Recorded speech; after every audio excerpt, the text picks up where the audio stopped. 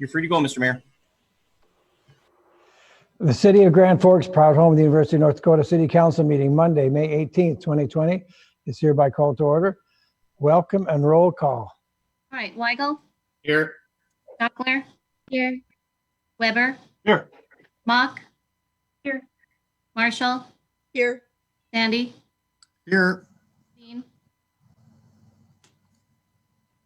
Bean, are you on? Ken? Yes, here. All right, thank you. We have a quorum. Thank you, Maureen. 1.2, Mayor's announcements. Since last Thursday, another Grand Forks County individual has died with COVID-19. He was a man in his 40s with underlying health conditions, and our thoughts are with his loved ones. Although our COVID-19 positive case count was 0 today, we must continue to keep up our guard and be vigilant and cautious moving forward. Congratulations to all those that graduated from UND this weekend. While you may not have had the typical graduation ceremony, we recognize this monumental achievement. My time at UND had a profound effect on me, and I'm sure it did on you. We wish you all the best in your next chapter, and thank you for making Grand Forks and UND a part of your story. Thank you to the Air Force for conducting the flyover in support of our healthcare professionals. It was an impressive event, and thank you to our healthcare professionals, as well as our men and women in the armed forces for keeping us safe in these extraordinary times. You should have received a ballot application in the mail by May 11th. If you have not received one yet, make sure to contact the county so you can participate in the election. It is construction season, so make sure you drive safe for the workers, and remember not to be in a hurry and allow extra time to get to your destination as you navigate the orange cones and the guards on the side of the road. So please be careful and watch out for bikers and pedestrians as well. A weekly reminder to fill out your census if you have not done so already. Item 2, awards, presentations, appointments, and proclamations. 2.1. Sorry, get on mute there. COVID-19 update from Public Health and Economic Response briefings. Director Swanson. Good evening, Mayor Brown and members of the City Council. I have another update for you, and I'll ask the Public Information Center and John Bernstrom to pull that up so those watching at home can also see this. It's now on the online agenda as well.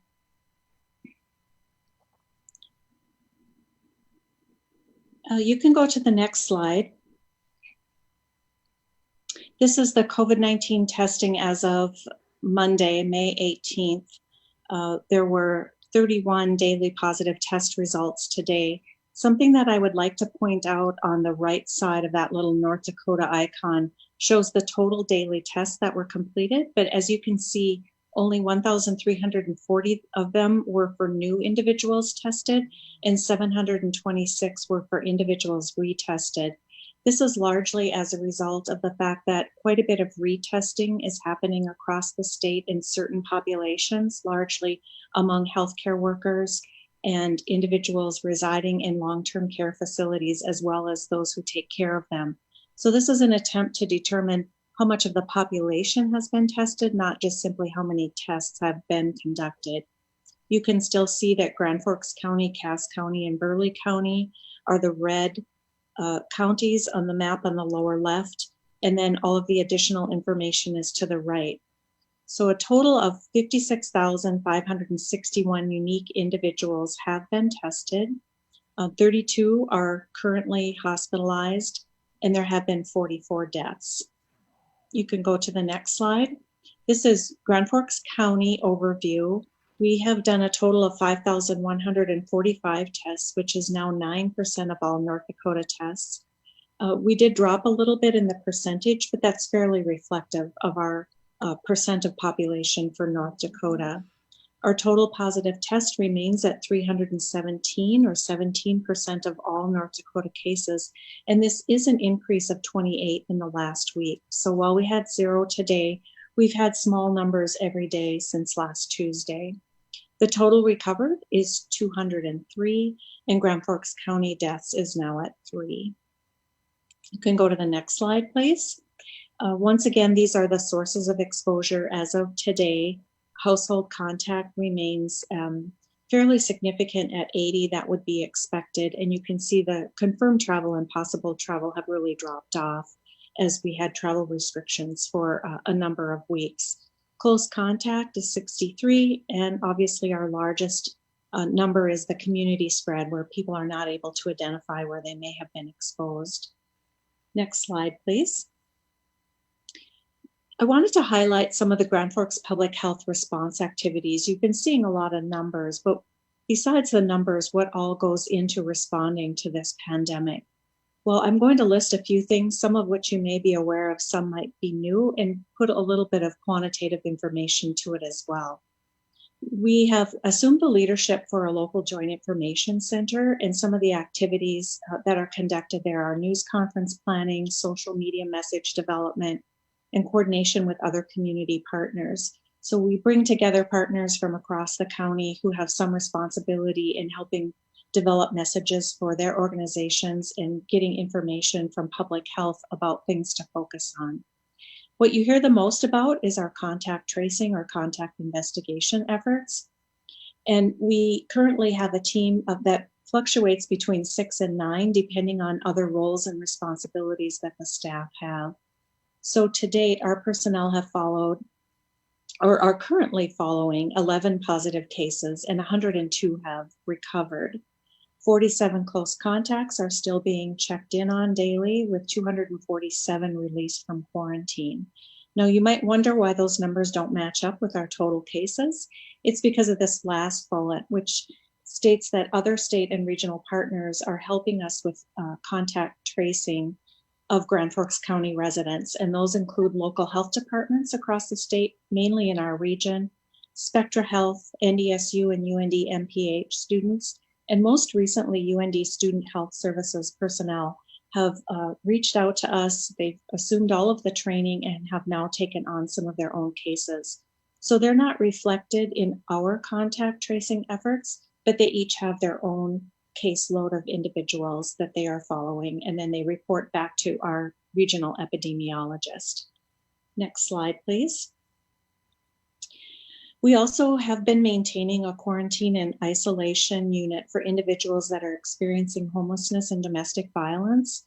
And some of the activities, this includes our intake, transportation, shelter, food delivery 3 times a day, case management, and behavioral health services. And since we began engaging all of our local partners, they're listed there. We have had a little bit less responsibility for public health, but we still have a pretty significant role with transportation.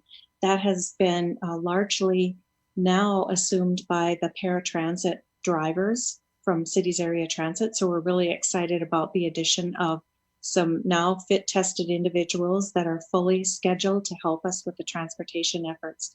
And we're still delivering meals twice a day, and the Salvation Army is delivering meals in the morning. We still feel a lot of responsibility for the individuals because we want to make sure that they maintain their quarantine and isolation and that they're safe in hotels.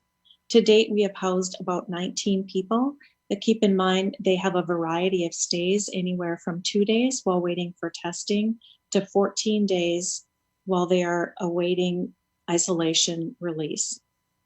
Next slide, please. Some of our response activities have also been part of the North Dakota and Grand Forks Smart Restart. And largely this has been the role of our environmental health staff that are working with local businesses under the health department's authority, and others as well. But we've focused a lot of our efforts on bars and restaurants, those establishments that we license and have relationships with and normally inspect on a routine basis. We've also provided information to the chamber, to media outlets, social media outlets, on where to find the resources and how to reopen safely. And then the staff has also been reviewing some guidance and workplace assessments. So when businesses call us or organizations and they're looking for some guidance, we can point them in the right direction, either through the state resources or to the Centers for Disease Control. And then we have been addressing a lot of public concerns, and those might be in the form of an email, a Facebook message, a phone call to our office. Sometimes people go through the 311 system and address their concerns that way, and then we try to get back to them as quickly as possible. We've also had a little bit of interaction with the Grand Forks Police Department as well on some of those public concerns. And then increased fit testing requests have come our way largely as a result of some organizations now reopening that have a need for personal protective equipment. And if you are wearing a particular type of personal protective equipment, like a respirator, you do need to be fit tested. This is largely dental offices and group homes and the paratransit drivers that I mentioned before. And so our emergency response personnel and one of our public health nurses have been honoring those requests and have been either going on site to do some testing, fit testing, or in a few cases, we brought people into our office to do that. Next slide, please. And then what you see largely because it's in the media is our participation in those mass and targeted testing events.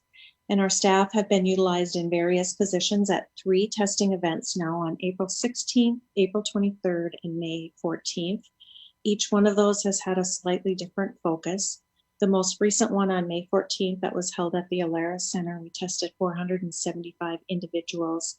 And while we're not receiving results by testing events anymore because they are focused on a larger audience, we believe that the results of positive tests of the most recent one were fairly low, and we likely received those over the weekend along with any other test results that may have been reported from other providers in the community. We also did a targeted testing event for the fire department personnel in response to one positive case that they had. And we've coordinated some supplies and PPE for fit testing for individuals that are providers at St. Anne's Guest Home. We've also done a lot of communication with all the long-term care facilities in Grand Forks County. They've all had at least one round of testing, and some have had 2 or 3, depending upon what their results have been. And that includes facilities in Northwood and Larimore, as well as in the city of Grand Forks. Next slide, please. And then additionally, some of our restart activities involve consulting with Grand Forks County as the county office building and the courthouse begin their plans to reopen. We've been providing some guidance, and Dustin Johnson from our department serves on that committee that's looking at safely reopening the building where we have our offices. And we've always been continuing some of our public health services, and now we'll be looking at restarting some of them. We've ensured that individuals who needed treatment for tuberculosis are receiving their medications. Our nurses are still providing services in the Grand Forks County Correctional Center. There have been a few home visits conducted, some harm reduction services. Excuse me, and most recently have resumed the septic plan program with review and inspections, some limited nuisance inspections, and now guidance for pools and other mass events. The mosquito control program is beginning as well. We know that that's a popular program, and we also want to protect from West Nile virus.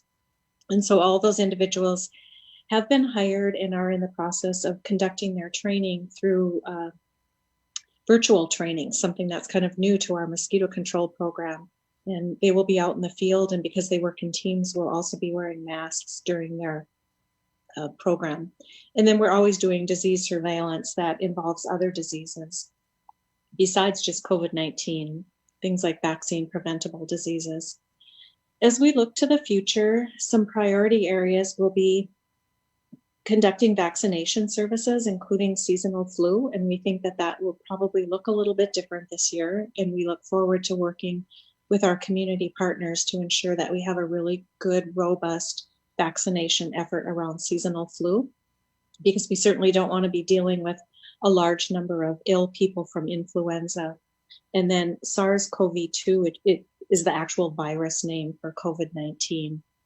We don't know when that vaccine will come, but we're already thinking about how would we deliver it. And then we know we'll need to eventually begin some routine restaurant and pool inspections, because we want to make sure that people are safe and healthy as they return to some of those activities. And then other public health services whenever it's safe to do so. Our withdrawal management center was the first to close, and it will probably be the last to reopen simply because of the environmental concerns that we have there for keeping everyone safe. And next slide, please. I think that's most of what I wanted to share with you. This is just a repeat of the hotline information, and then the resources are listed once again after the hotlines. And I will be happy to answer any questions that anyone might have. Any questions for Director Swanson? Mr. Weber? Yes, Ms. Swanson, thanks for the presentation as always. You alluded to this, but can you further articulate the length of time from the test to the results? We had the major event on Thursday. When will we start expecting those results to come in? We believe that the positive results probably have already been reported. We do know that the lab at the State Health Department did have a backlog because of the increase in testing all over the state. And we know that there wasn't time to call out all the negative results right away over the weekend, but we did ask our partners at UND to help with that. And I believe that that should have been completed with the exception of a few people that they didn't reach. So today's fantastic news of 0 new cases includes the likelihood of that's based on Thursday's testing. Is that right?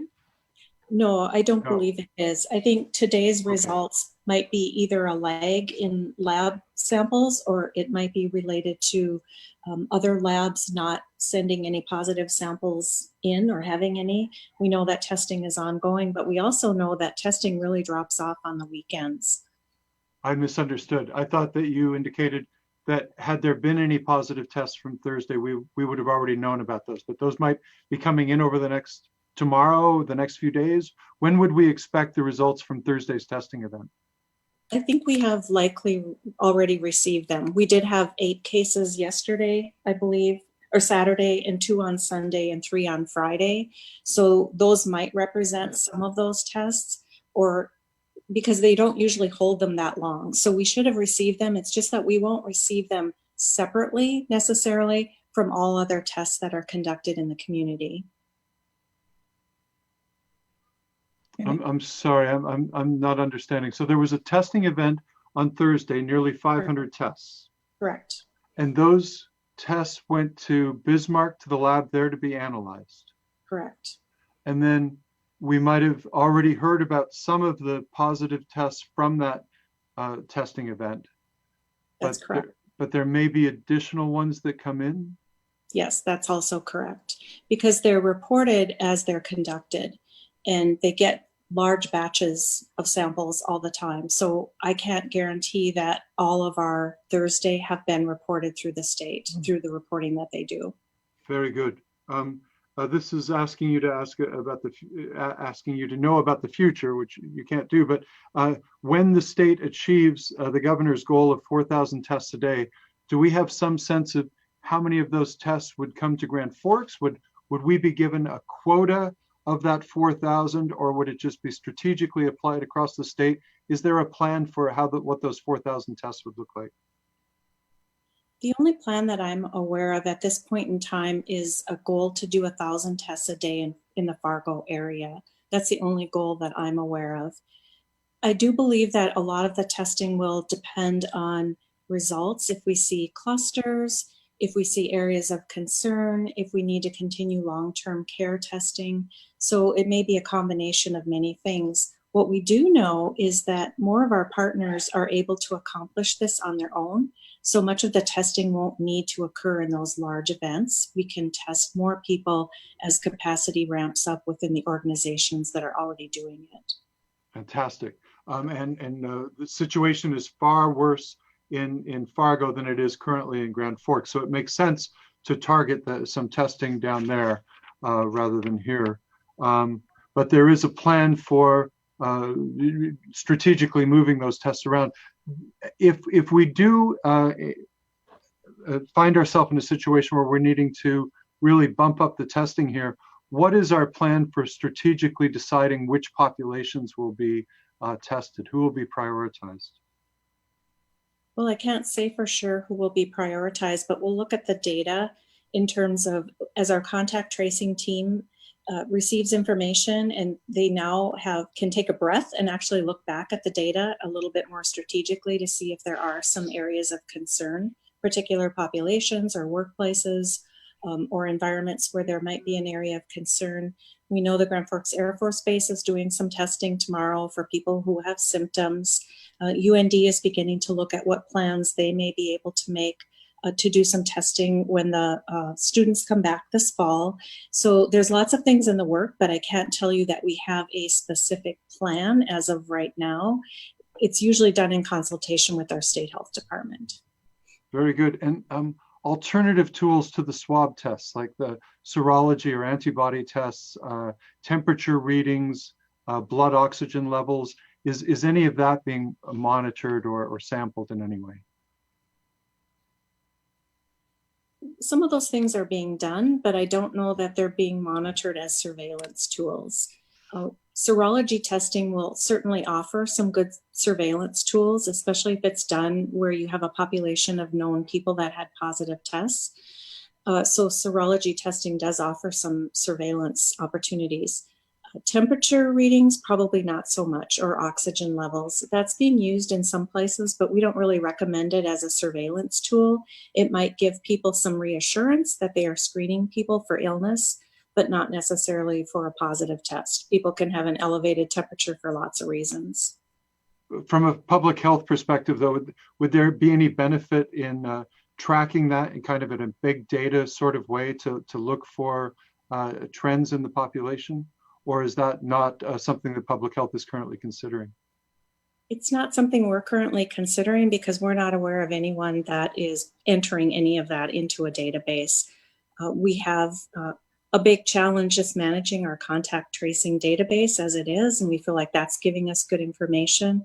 It would be really challenging to start adding things like temperature readings and other kinds of signs and symptoms into a database. That's not to say that it might not happen at some point in the future, but I'm not going to conjecture about that right at this point. Very good. Thanks for taking my questions.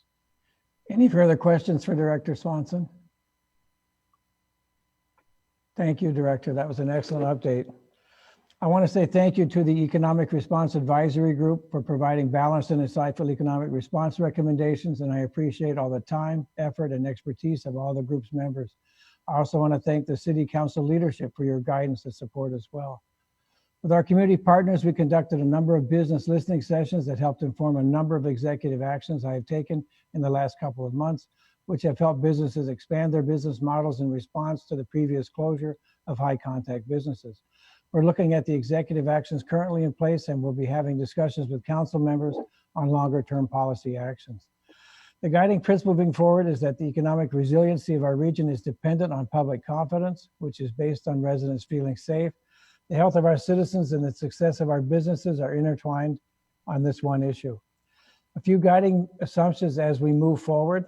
The pandemic is not a typical disaster. This will be a long-term problem, which may last 12 to 24 months, and we will need to adapt to changing conditions and information. A complete lockdown is not economically or socially sustainable. Balancing public health and economic prosperity through diligent public policy making will be the key to local success. Our community has proven its resiliency time and time again by working together and tackling challenges head on. We have provided guidance and developed action items that pertain to giving local emphasis to Governor Bertram's Smart Restart. Local actions include operations and workforce, local communications and coordination, and local community investments and adaptations. Other actions include, but are not limited to, the following: led locally, executed locally, and work with our state partners for support when necessary. Test strategically with robust contact tracing to complement public health mitigation strategies. Work through Team Grand Forks to communicate local needs to state and federal partners. The creation of centralized, shared, and public dashboards communicating economic and housing and social impact data. Continue to engage local primary sector firms to support the economic sustainability and future growth, as well as pushing forward on the growth of high-tech and informational economic sector to include a downtown micro tech park. Continue the momentum from our billion-dollar boom and move forward with incentive programs and adapt land use regulations for the new economy. I'll be directing staff in the coming weeks to follow up on actions depicted in the framework and work with City Council as we discuss future policy actions. I want to say thank you to Council President Sandy, Vice President Vian, and JDA President Weber for your insights and tireless work in the past few weeks as we develop this framework. We know we have a long road ahead, and executing locally led strategies will be crucial to our success on our journey to emerge strong from this pandemic and economic crisis. And with that, I'll turn it over to council leadership for further conversation. Council President Sandy. Thank you, Mr. Mayor. It's, as you know, times have been trying. It was a very positive report from public health related to the number of cases that are going on in our community. Sounds like they're doing a great job of contact tracing. I do look forward to expanded testing in our community so that we can continue to provide peace of mind for the citizens of Grand Forks.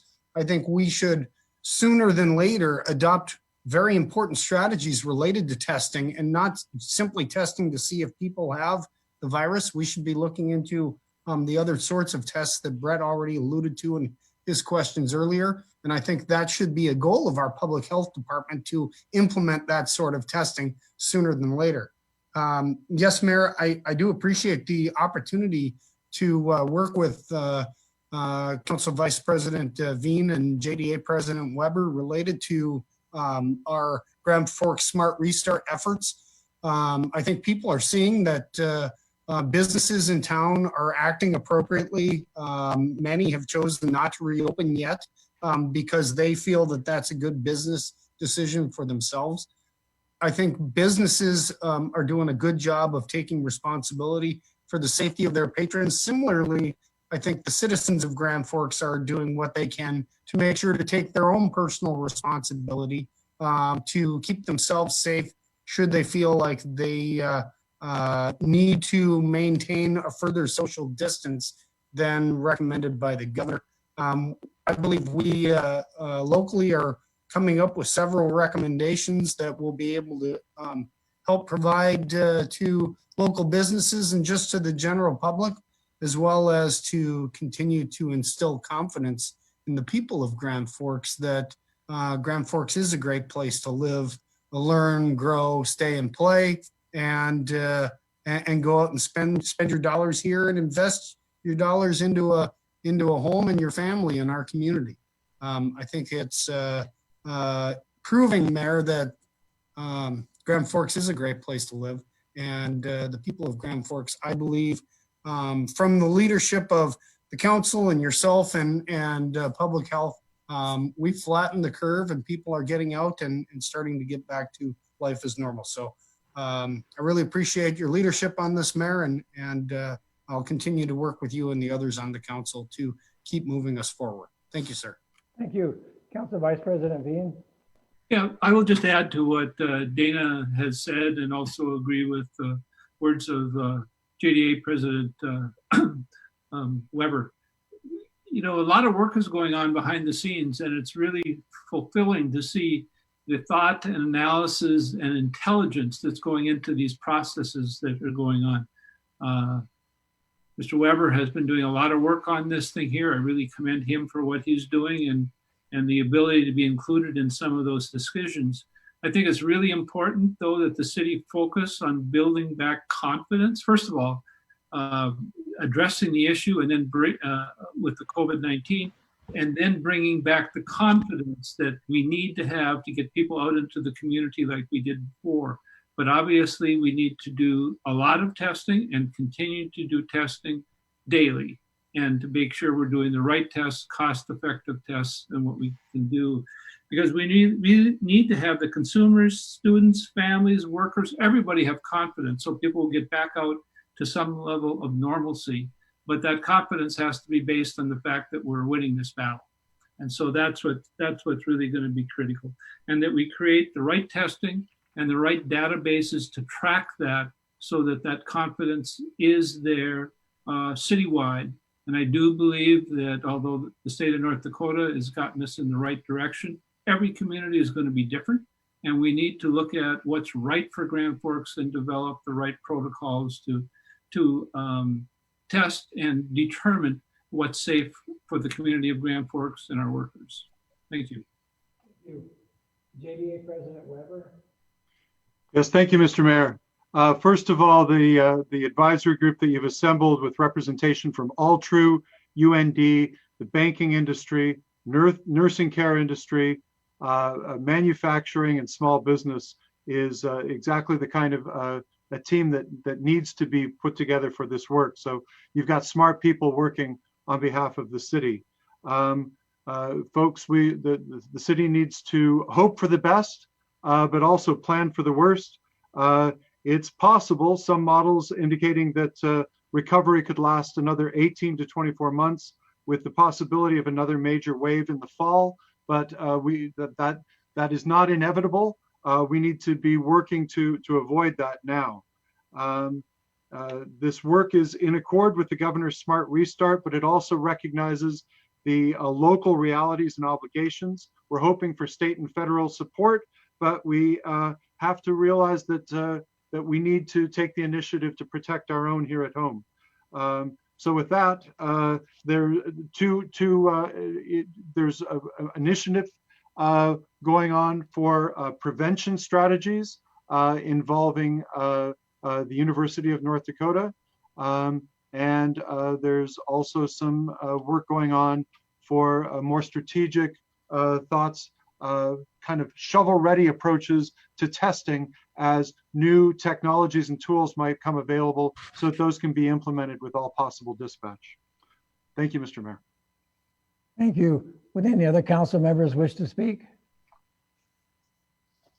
Thank you. Next, we go to item 2.2. City development update. There's 3 attachments, 1, 2, and 3. Last year housing update from April 2019, January 2020 development update, and fire coverage map.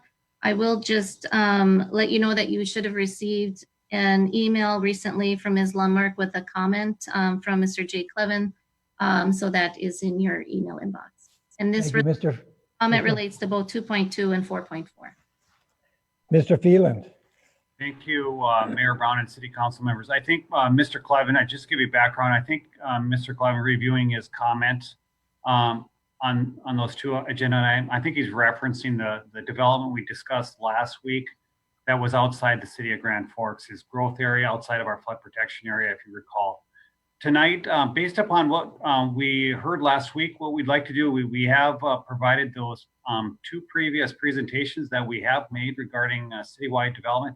Tonight, we're going to focus more specifically on some of the edge development or our greenfield development that's within our flood protection area. So we're going to focus our efforts on that, not on all the infill development strategies that we've been working on along with incentives, but tonight just to focus on where we're at with kind of, we'll call it edge type development.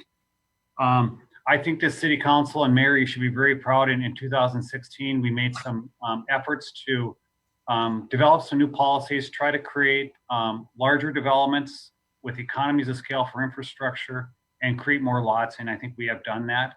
And we've created an inventory. So I think to that degree, if you look 4 years previous, we've accomplished that goal. And then that really was effective. We brought in some other home builders into our community, whether that was good or bad, that's to be determined. But a lot of the things that we wanted to do over those policy, we've accomplished. Mr. Brooks is going to give you a quick summary. We promised not to kill you by PowerPoint on this, so we're going to give you a quick overview. Mr. Brooks is going to do that. Al's going to talk about some of the upfront and first infrastructure that needs to go in.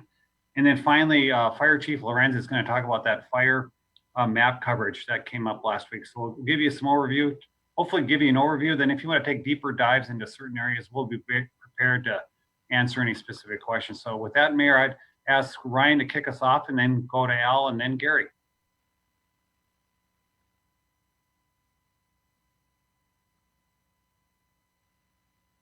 Okay, thank you. I'll start sharing my screen here. Go to my slideshow. So what we've got here is our city development update, and this is going to be just a quick rundown, like Todd said, in terms of what's gone on since the 2012 Blue Ribbon Housing Commission update. In 2016, we did the update. We further refined some things. Here's some of those refinements we did and where we're at with them. In addition, one of the big things that came out of 2016 was the need for more and the want for more platted lots. So this yellow line that you see here showing the platted lots. Last year we kind of had a down year, but that was inevitable after the 2018 when we really hit those deferral program, and we got a large amount in. Just so you're aware, after this 2019 down year, we're already up at 100 or so lots this year already. Those have obviously were planned coming in late 2019. You can follow along with our single family where we're at through the years. We're always right around the 100. Always want to push up closer to 120, which is where we were in 2018. And then also the green shows our townhome lots.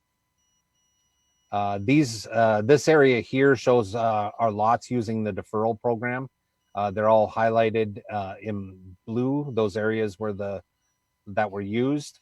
We'll be talking a little bit further on these development areas that are just on the edge of where those deferrals were at. So just I'll kind of hit on those here shortly, but those are just those areas. I'll talk about those a little bit here. In addition, here's a lot availability map that we had. This was from last spring. Obviously, we didn't bring a lot more in by the end of 2019, but I'll show you on the next slide where the new ones are coming in. Again, here's the one new proposal is right in this area, and the second one is right in this area here, just south of 62nd. So those are those two areas. But you can see we have a pretty good stock, but that can be deceiving, and we'll talk a little bit about that in a bit. Here's the another area. Here's your Discovery School here, and again, you can see the number of lots over in this area here. This blue area, this is an area that we had about 100 lots come in. So we have seen a tendency of smaller lots coming in on our more recent proposals that have come in. So I think that is good for the city. Obviously, it is a little bit different than we've seen in the past, but that certainly has helped things along as well. And I think giving different opportunities to folks. Here's when we talk about how many years of lots, everything that I just showed you kind of provides. This is the slide that we had for you a few years ago. So with those lots, we think our estimated developable years, we're in that 4 region now. And I think that's important for a couple of reasons. We don't want to, the closer we get to having no lots available, the price obviously has a real tendency to spike. In addition, you need to be aware of the timing and how long it takes to open up new areas. And Al will be sharing that in a little bit here in some future slides. I also wanted to provide here, this is our 2045 future land use plan. This yellow highlights the areas that we see as future residential. So here's our Washington Street as it cuts through. Here's Columbia. This is the area of Discovery School. Of course, we see the residential around that. Here's the 62nd, which has kind of been this area too that we're talking about. This is the planned area that we thought we would hit next as well. The dark line here is our annexation. This is from that 5 years ago. So the annexation line that you see here, you can already see that we're already down into this area. That just shows you how quickly things are moving. And we already have infrastructure down into these areas. So to stop, to kind of press pause on anything, kind of has a trailing effect on that. So not to belabor that too much. Here's this map that actually shows some of those new development areas. Again, here's the one, and I'll show you their kind of master concept that we saw in January. Here's the secondary one with the lift station that you guys will have on item 4.4. Here's an additional area that's being looked at just south of 62nd. And here's that fourth proposal that was just south of Merrifield Road. That one's more of a rural development, but that kind of shows you those areas. I also wanted to highlight those areas that we said were available areas. Those are all in blue there. Those are the recent plats. So here's the master concept plan that was put together in the Prairie Wood area, just east of Prairie Wood, out in the Shady Ridge area. Here's the dike line over here along the west side of it. Here's Adams Drive. It comes through on the north side. It's an open area today. These would likely be larger lots potentially. Just depends. We're still seeing some refinement, hoping to see some refinement on those concepts soon. Additionally, this is the area just south of 62nd, which you see up here on the north side. Washington Street over here. They're really indicating a kind of a smaller lot concept here. Probably some commercial potential here at the 62nd and Washington. And fairly nice proposal. We're still waiting for a little bit more refinement. Down in the corner here is where that lift station would go on this concept. So with that, I'll turn it over to Al, who will be providing some input on the remaining session of the slides. All right, thank you, Ryan. Yeah, as the slide indicates, this is our existing service station areas for sanitary sewers. Again, near the south end, you can see the blue and the green and the yellow areas. That's kind of our southerly boundary right now on our lift station services. Below that to the south, you'll see an X and a V and a T, which at the time of our master planning are just indicating the future intended lift station areas. And the item that's on City Council tonight on 4.4 is actually T would turn into lift station 48. So again, as we transform here from a planning to an implementation, we then assign lift station numbers. So that kind of orientates where we're at on our development. And these items, lift stations, at least on the south end, they basically take us to the edge of our flood protection boundaries. Kind of going through the timelines here on subdivisions, we label them year 1, year 2. I was thinking about that here before the meeting started. It might be better off to say first 12 months, second 12 months, because for instance, in 2020, we're kind of halfway through the year and we are maybe just getting started on year 1 activities. So the first year, again, as you see in the agenda, we're looking for to start the design phase for sanitary lift station. That takes a pretty fair amount of design time and then construction time. We also talked last meeting that we've retained an engineer to start looking at the stormwater master planning in those general areas. So we are starting some of those activities potentially in year 1. A lot of this will show up at Planning and Zoning Commission with the zoning concept planning, platting, and those kinds of things. So that generally consumes the better part of a year. Year 2 usually is getting into the construction of those large trunk infrastructures.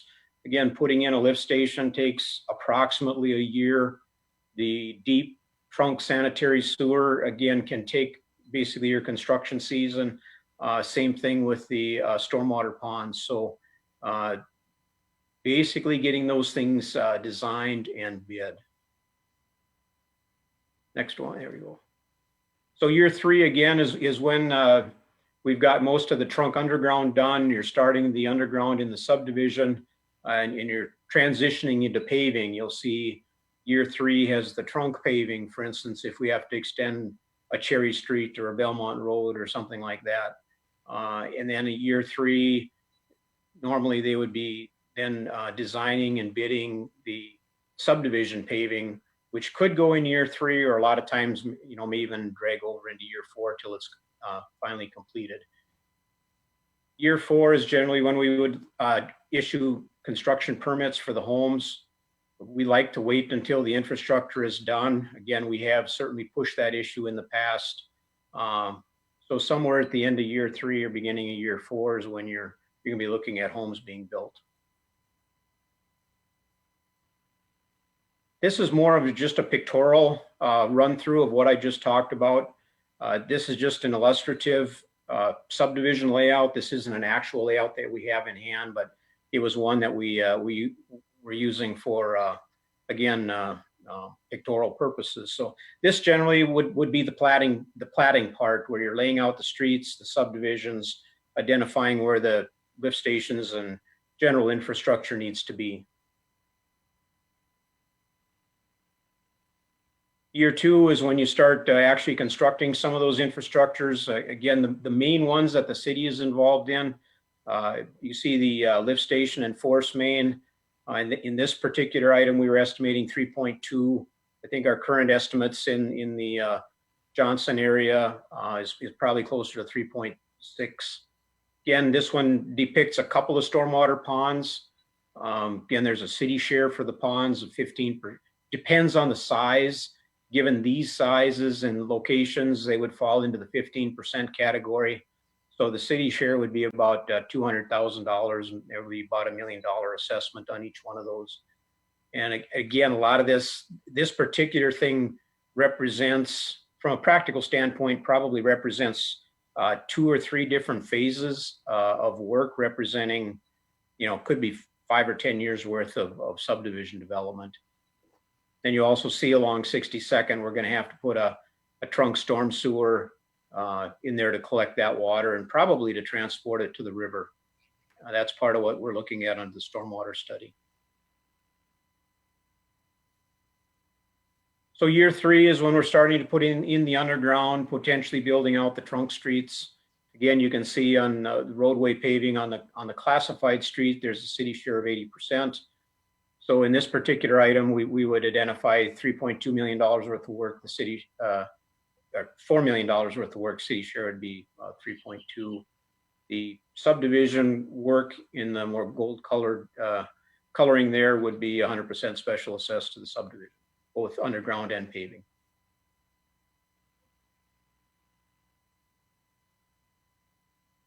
And then lastly, that just shows the kind of the finished product. The gray is all the finished roads. Everything is finished, ready to be built upon. Site stabilized, building permits issued. They're ready to roll. They can, again, depending upon the number of lots that are served, they may have 1 to 3 to 4 years worth of inventory. We did see that with the 3-year deferral, the developers were willing to step up and carry more inventory. Most of those programs haven't been renewed at this point in time. So the developers that are going in now do need to comply with the 50% upfront money and those kinds of things. So generally speaking, that's going to make them a little more cautious relative to how many lots they're going to bring in.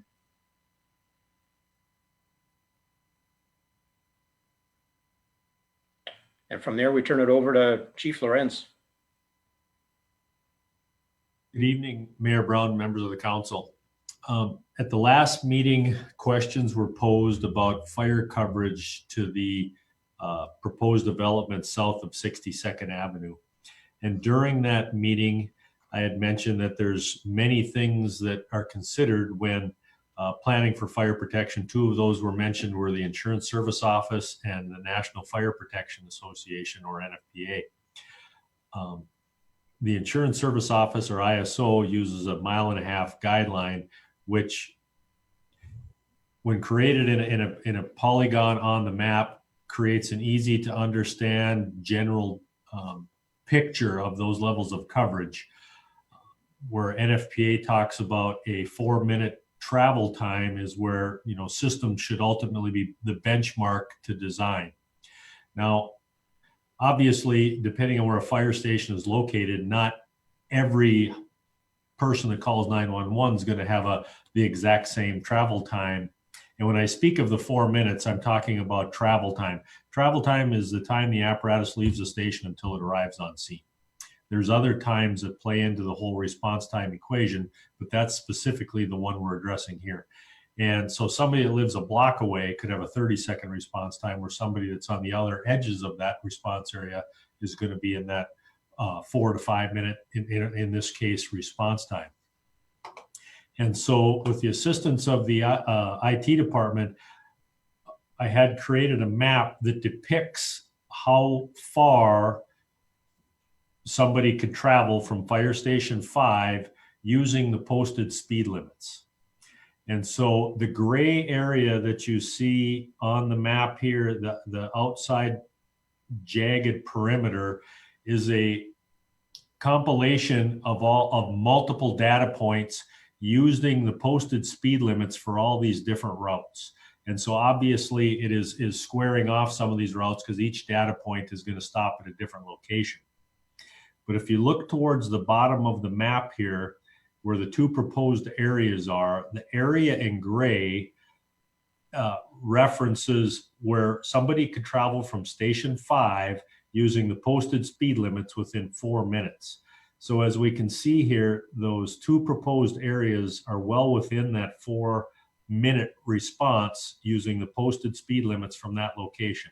The area in red depicts a 5-minute travel time from that area using posted speed limits. The other thing that's a little more difficult to see on the map because there's different layers, we also did the same timeline from Fire Station 3 up on the upper part of the map that you see. And so if you travel the light green area down and around to the outside, you will see that that is the 4-minute travel time for Station 3. If we were to take the Station 5 layer off this map, you would see green down in this area as well. And the dark green on the perimeter depicts a 5-minute travel time using current roads and posted speed limits. To add some validity to this, I personally went out and did some driving. And for example, by Station 3, using the stopwatch on my phone, I started right before Station 3, traveled Columbia Road at the speed limit or just slightly over, maybe up to 5 over. I was fortunate enough to catch the lights, and I was able to drive all the way to the Merrifield Road in 3 minutes and 45 seconds. And you'll see that right above that is where the Station 3 4-minute line comes in using the posted speed limit. And I was, again, the speed limit or up to 5 over on that. So I think that's a pretty accurate reflection. And to test the other method, I started at 62nd Avenue South, traveled up to the fire station using, again, the same speed limit or slightly over. Was fortunate to catch the lights, and I could get to Station 5 in about 2 minutes and 15 seconds. So I think what this map does is paints an accurate picture that the level of expected coverage from Fire Station 5 will cover the two proposed annex areas. Now, I should note that one thing it doesn't predict in this map is to slow down for turns and corners and things like that. But even with that said, we've got good coverage down into that area.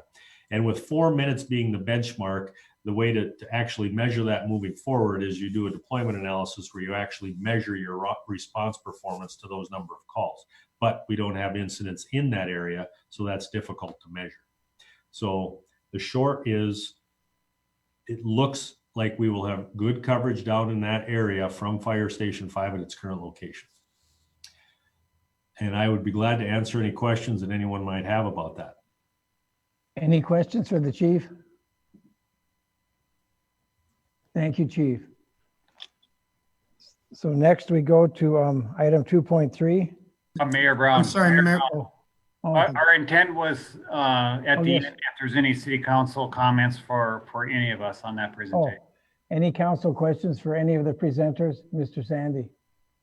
Thank you, Mayor Brown. Mr. Grasser, can we go back to presentation? You walked through 4-year phased-in development infrastructure timeline. It's very helpful information to help us understand what happens first, what happens next. And then you had this great, for illustrative purposes, year 1, you establish zoning, plat lots, infrastructure, master planning, and so on. Year 2, city share for regional storm ponds, $0.2 million. Year 3, trunk roadway infrastructure goes in, $3.2 million to the city. That's a total of 3.4. Then year 4, you've got sites and things are permitted and building it permits issued. So you got $3.4 million listed on here, plus item 4.4 indicates $1.6 million for the temporary lift station to serve this area. So you've got $5 million in the first 3 years of city money invested into this development. At what point do we annex any of this property? Where does that fall? In what year? I'll jump in on that, but it may be more of a planning issue. The annexation usually will go with the plat and the zoning and the concept planning. So you won't be annexing the entire section of land, but as those platted areas come in, they will be, annexation will go along with that. But why wouldn't we be annexing the entire area? It gets to be a complicated question. Partially, I know it is. That's why I asked it. There are differing property owners, and I would defer to Mr. Brooks. There are difference between what I call a voluntary annexation and an involuntary annexation. Voluntary annexation goes through pretty quickly. A couple of trips through planning and zoning, and you're out.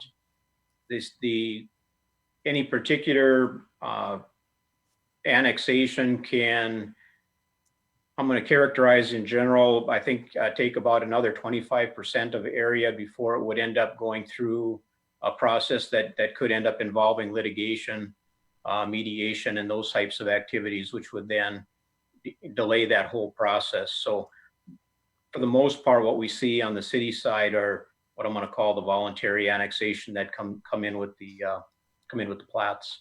Sure, but just as a general comment, we don't have to move forward with the temporary lift station. Correct. And so if we don't want to move forward with the temporary lift station, their projects probably won't move forward because they don't have access to sanitary sewer from the city. And so I'm not saying that we should force anyone to be annexed. I'm simply suggesting that if people want to build out on the fringes of our community, I think this has been part of an ongoing discussion.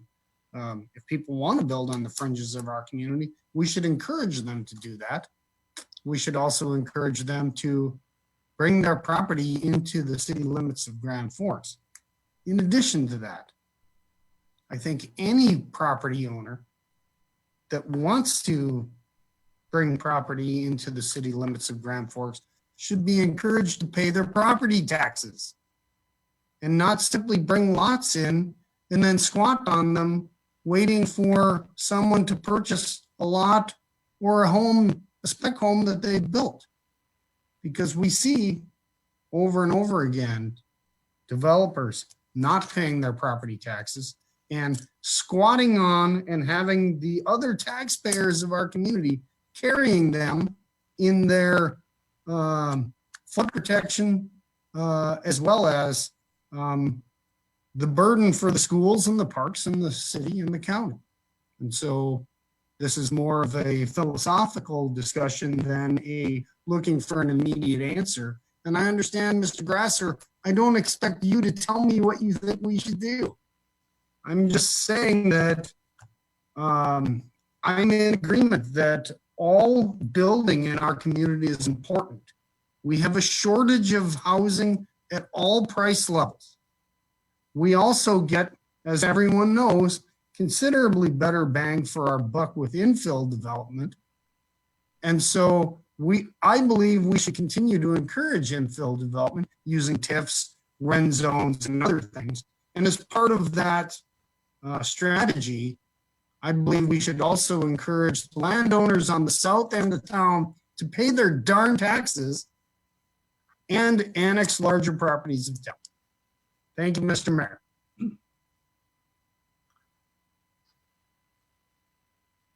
Thank you. Any other comments or questions? I do have a question, Mr. Vian. Mr. Grasser. It's the storm collection system.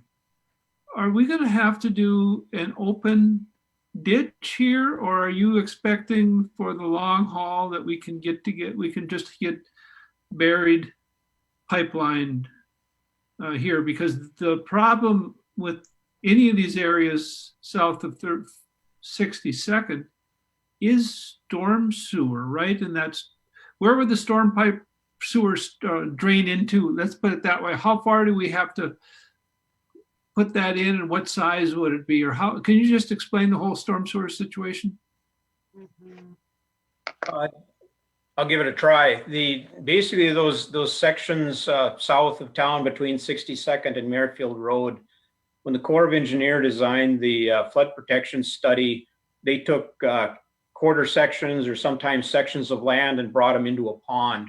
You're probably familiar with the stormwater pond right at the end of Belmont Road there at 62nd. That went in with the flood protection project with the idea that I believe about 3/4 of that section of land would drain into that, which works just fine on an undeveloped state. But as we move into development, that's one of the things we're looking at with the reconnaissance level study. What's the best way to move forward? There's some thoughts that maybe the existing infrastructure we have there is going to be sufficient, because remember, each individual subdivision is still going to have their own stormwater pond to treat water quality and water quantity. So when you reduce those peak flows, there's a potential that maybe the existing ponds and pipes that we have are sufficient. My sense of it is that I think they're not going to be sufficient. I think we're going to probably need a new pipe, an additional pipe to the river, or we need to have some discussions with the rural water district to see if we can potentially drain or pump some of that water into drain 4 at the very, very south end, basically the Merrifield Road. If we can peel the very southerly pieces off back into that legal drain, then we may have enough capacity. I'm sorry I'm doing this without a lot of maps and things, but those are some of the things that we're going to be investigating at this time. My guess is that because we only have a mile to go, I think we'll probably still be able to keep it in pipes. I'll go back to some studies we had way back when we were looking at 48th Street on the west side of the interstate, which is now we have our business park and stuff at.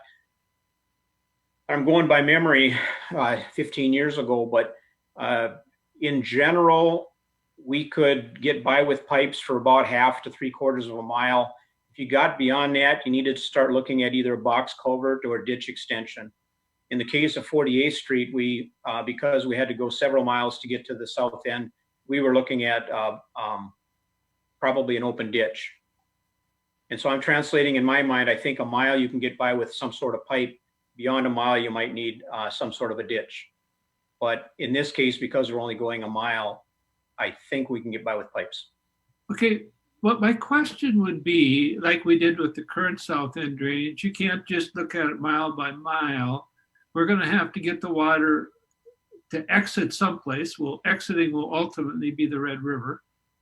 And it's going to have to continue to go west all the way to, I suppose, interstate or thereabouts, because you're going to have to be covering fairly big area when it's all said and done.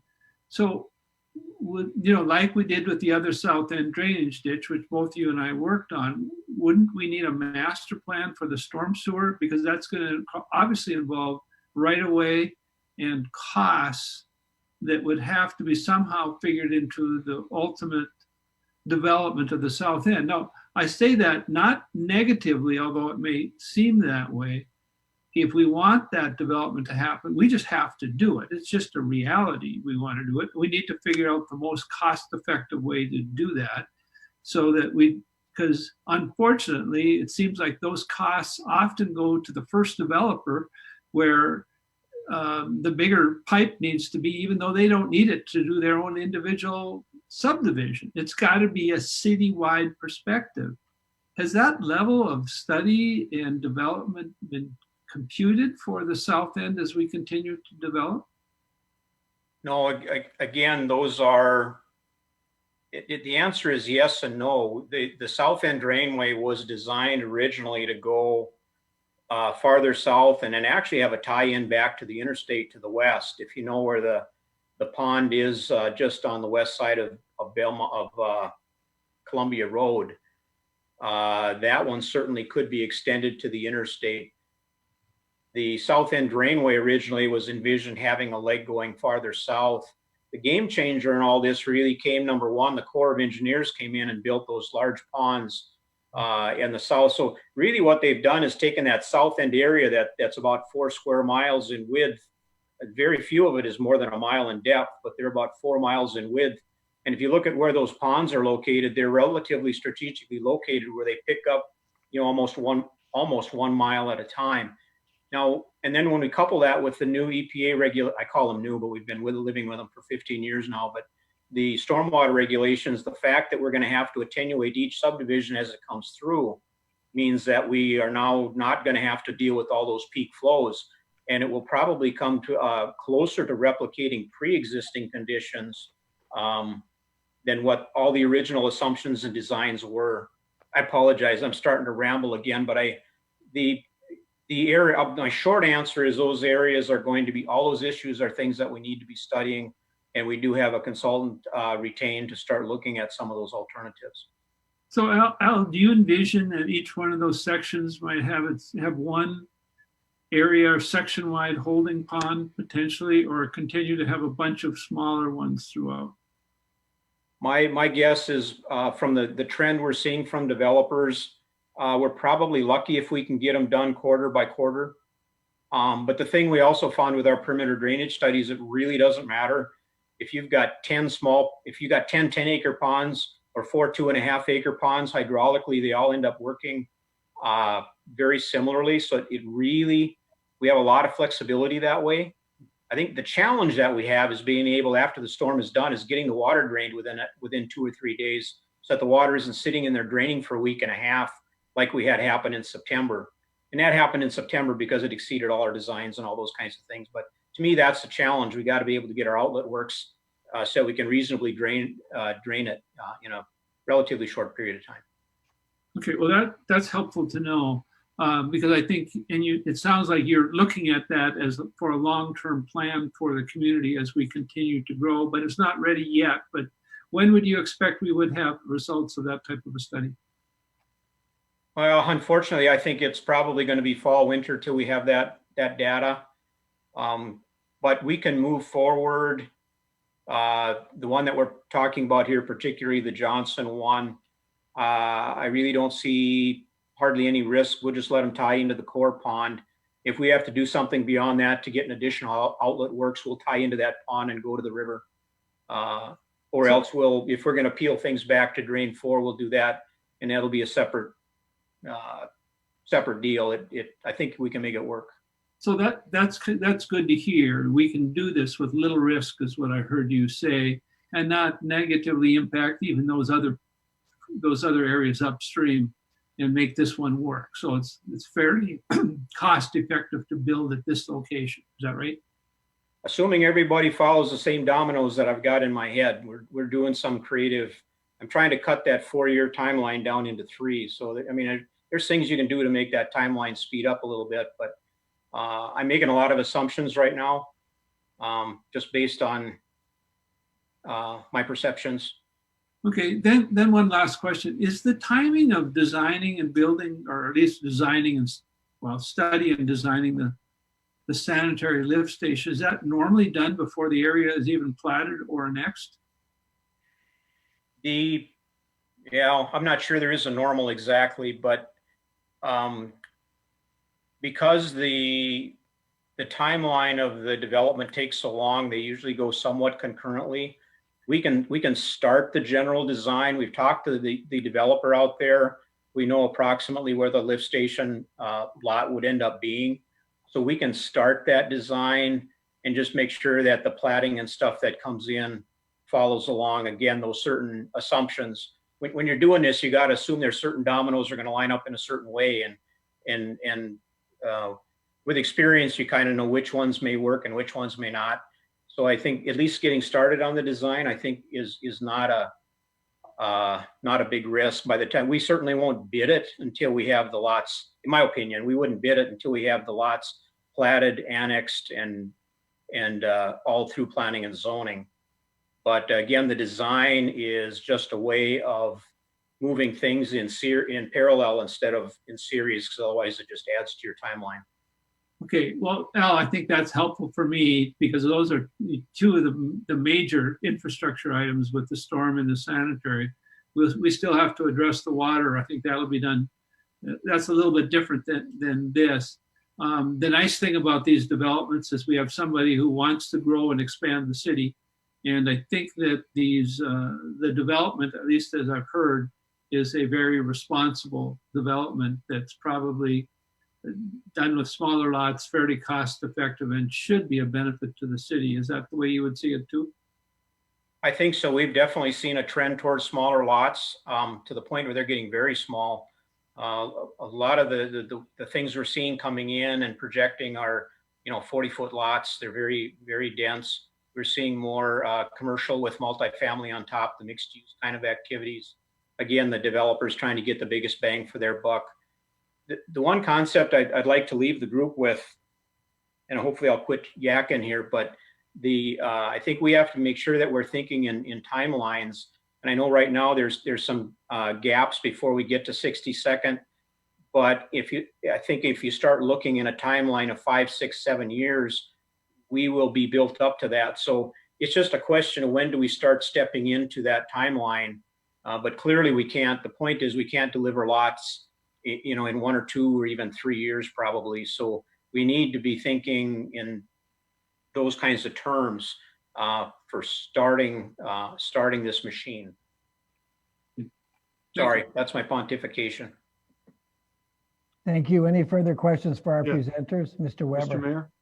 Yeah, I'm still torn on this one. I mean, for 8 years, I've been beating the drum against sprawl and talking about the consideration of return on investment.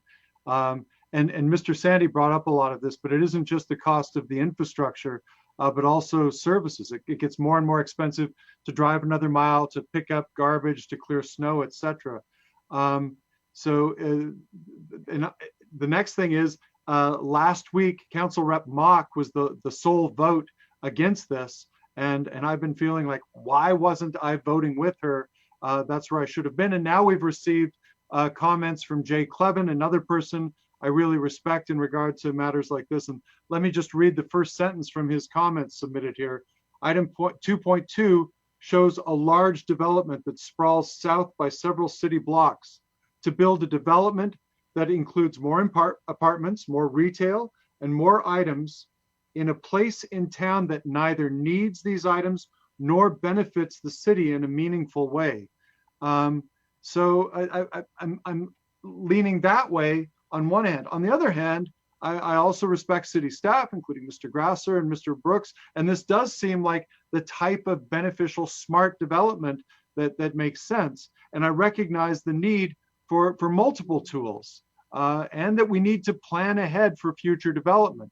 So my question is, do we anticipate this kind of requirement for growth in 3 years, 6 years, 7 years? And don't we still have room in town? Like we mentioned earlier, the number of plots that were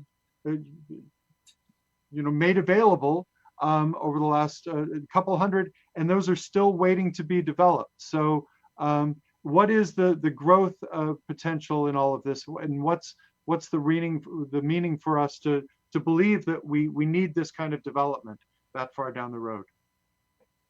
Mr. Veland. Mayor Brown and Council Member Weber, number one, because we believe in the city of Grand Forks and our growth because we've always grown. Okay, I think what we've demonstrated is this is on the edge of our city, and I think when we showed you the numbers, and that was, I don't know, a year or so ago, we demonstrated that we had 4 to 7 years of platted lots for development. We'll say that's now 5 years. For argument's sake, Alice just said we need at least 3 years to open up further areas for development. meaning we probably got plus or minus, we got a year to open up new areas to the community. We're not forsaking infill development. We're doing that all the time, and we're filling in more and more gaps within our community. I would say the final thing, and Al hit the nail on the head here, is that this area was intended to be developed because it's inside of our flood protection area. We've put detention ponds in there with that purpose. It's where the market wants to go, is another thing. And we're trying to do this as reasonably and prudent as we can. So that means, smaller lots, mixed use, all those kind of smart.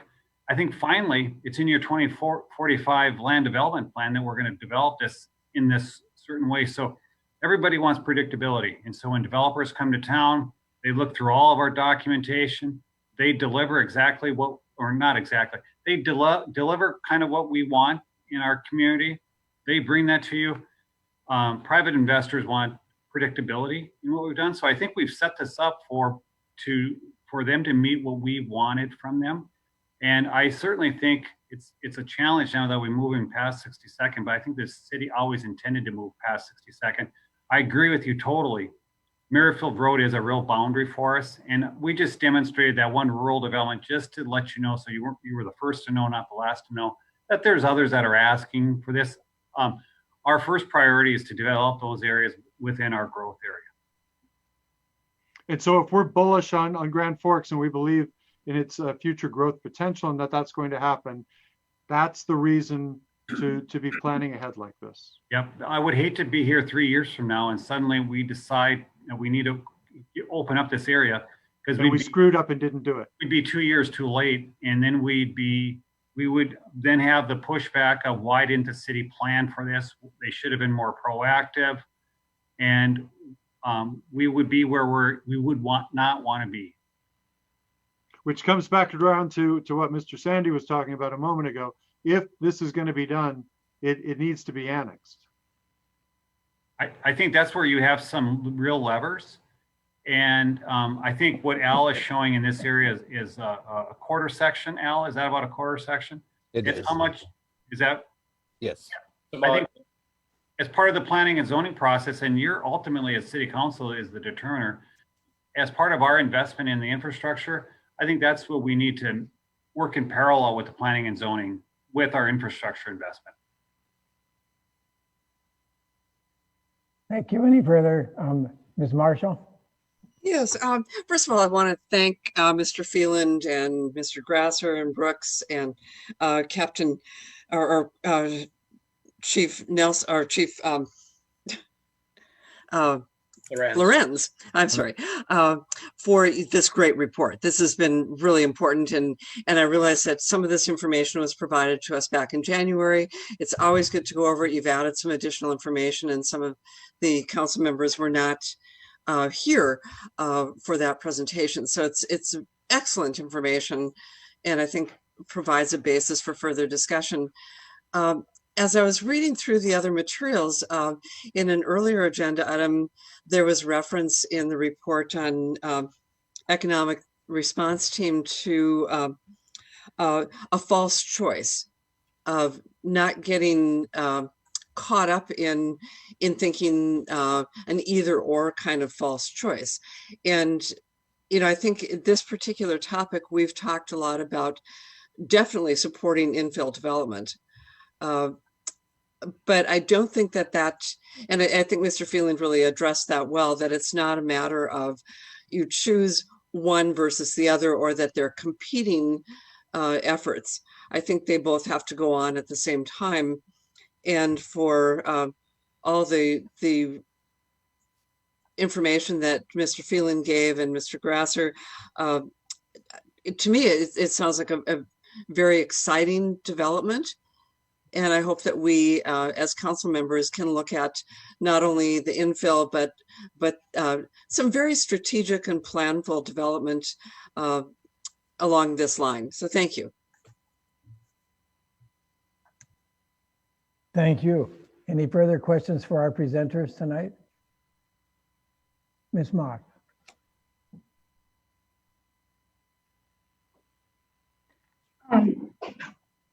Do we know how how this would go through planning and zoning and how this would be platted? Would it be all platted together, or would this come in various stages of development? Well, all right. We anticipate that it would probably start from the north and go south. That's still some of the concept that they're going to hit us with here shortly. But one of the first things we do is plat that lift station. We get that land secured for that, bring that in, and then we'll, what I anticipate seeing is from the north to the south, and that's when we do the annexation. So as that platting comes from the north to the south, we get the annexation to come with it. And one of the reasons, I know it's been said a couple of times, the concern about the annexation, one of the biggest reasons is flood protection assessments. So those become very large amounts of assessments that come in that become very large carrying costs to the developer. So in the past, what we've done is kind of work with them on that. Anytime infrastructure is brought into an area, anytime a lot is platted, that is annexed. But it's what additional area comes in. So that's the question. Anything that has infrastructure in it for a home, that area is annexed. And that's always been our recommendation. I guess I don't want to I don't want to have any negativity here. It's great that people have land and want to develop, and of course we need houses at every price point. That's all very exciting. And I don't want to downplay any of that. I guess where I'm struggling some is that we're not just talking about developing in these sections. We're talking about having to spend upwards of $5 million to get this area ready to plat and ready to develop. And right now it seems like we're going a little bit more from a concept, not necessarily plats. So since we haven't had some of this go through planning and zoning, I guess I'm struggling some with the process of how we're going about this. And I'm struggling with spending on lift station development when we haven't gone through all of the planning and zoning and some of those design considerations and discussions. Mayor Brown and Mr. Phelan. I think it's important. Are we taking some risk? We are, but I think as Al spoke about, we do already have a stormwater study that's ongoing to look at this area. This is to move forward with studying how best to serve this from a sanitary sewer perspective. And so there'll be stops. There'll be stops on, we'll have a stormwater plan with, hey, we got to go to the next step. There'll be a stop on, we've designed the best location. We've designed the best kind of pump station. There'll be a stop. In parallel with that, Mr. Brooks in planning will have to re-engage with the developer to get them to move forward with their development and what the final details are. So those two things will catch up with one another. But we got to start the planning and the design so that we can meet the obligations as we move forward. So that's my thought. I think there's stops along the way. If I can jump into that one also, I'm going to spill the beans a little bit on item 4.4, but I'm going to ask 4.4 be pulled for discussion. I think Council President Sandy had some good comments last week, got us thinking about, do you do an interim? Do you do a permanent? Which is the best route?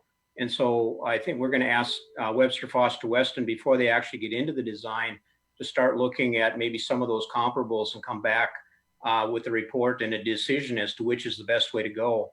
Because the answers aren't all obvious.